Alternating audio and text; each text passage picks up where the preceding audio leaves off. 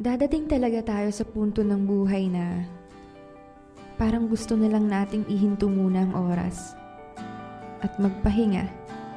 Pero wala tayong ibang pagpipilian kundi ang magpatuloy na lumaban.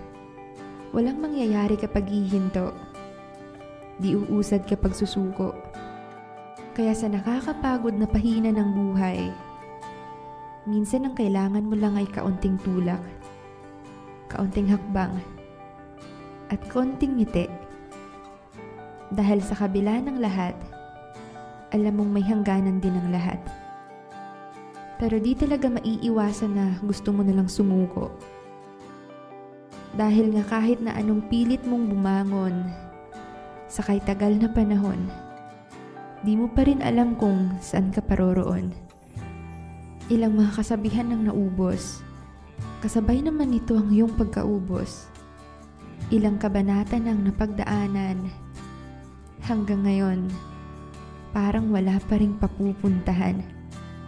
Kung sa lahat ng aking nabanggit, isa ka sa nakakaranas nito sa kasalukuyan, gusto kong sabihin sa'yo na ganyan talaga ang buhay. Minsan dadalhin ka nito sa itaas para ipakita sa'yo na lahat ng gusto mo pwede mong marating.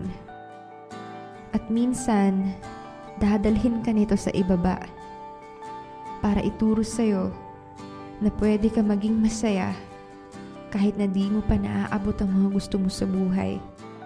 At matutunan mo ring magpasalamat sa kung ano man ang meron sa'yo habang nabubuhay.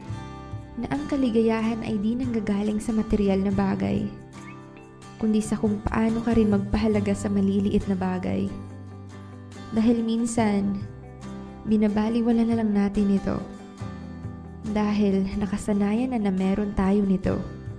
Ang sikat ng araw, ang malamig na simoy ng hangin, ang paghinga, ay isa lamang sa halimbawa na nakakaligtaan nating pahalagahan at pasalamatan.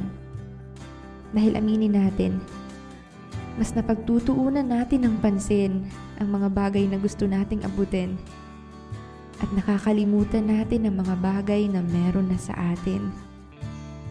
Kaya siguro tayo mabilis mapagod dahil lagi na lang tayo nakatingin sa hinaharap at nangangarap ng nangangarap at nauubos ng nauubos.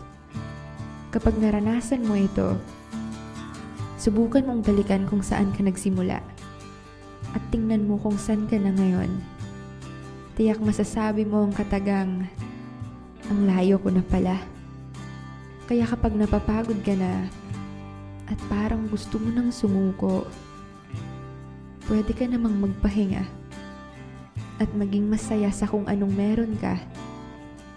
Dahil ito yung pinangarap mo bago ka nagsimula. At gusto kong ipaalala sa'yo na malayo pa, pero malayo na. Kaya mo yan.